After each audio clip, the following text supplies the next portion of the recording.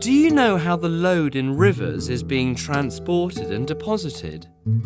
Let's do an experiment to stimulate channel flow and see how the amount of channel water is related to the movement of the load.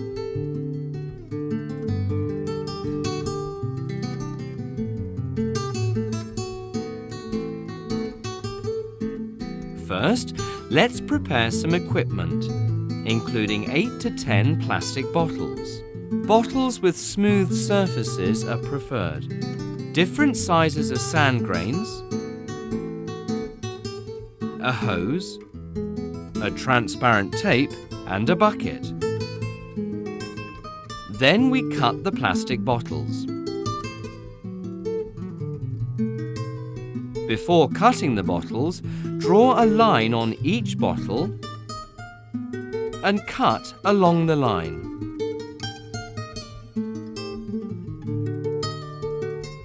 When all bottles are cut, use transparent tape to connect them together to form a tube. The tube represents the river channel. Place some books at the end of the tube so that it is raised. It is because the upper course of a river is usually located at high grounds.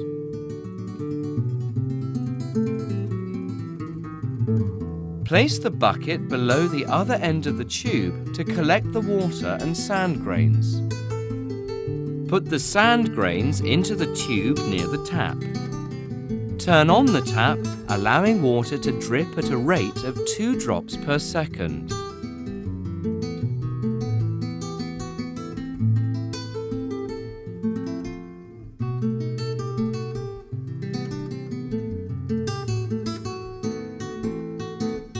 Link the water pipe with the tube by the hose.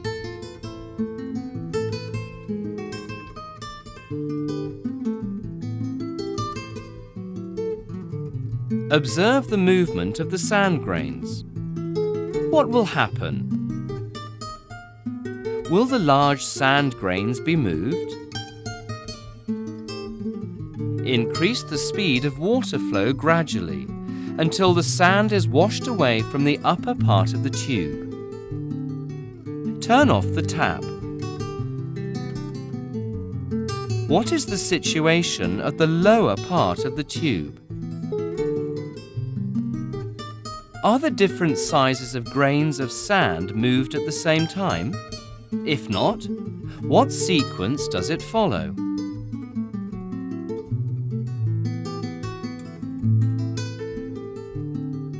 From the experiment, we know that the larger the discharge of the river, the faster the removal of sand grains. It is difficult for the large sand grains to be removed.